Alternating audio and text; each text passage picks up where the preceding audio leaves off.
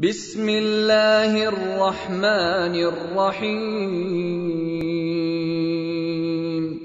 لا أقسم بهذا البلد وأنت حل بهذا البلد ووالد وما ولد لقد خلقنا الإنسان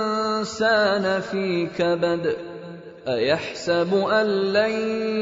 يقدر عليه أحد يقول أهلكت مالا لبدا أيحسب أن لم يره أحد ألم نجعل له عينين ولسانا وشفتين وهديناه النجدين فلاقتحم العقبة وما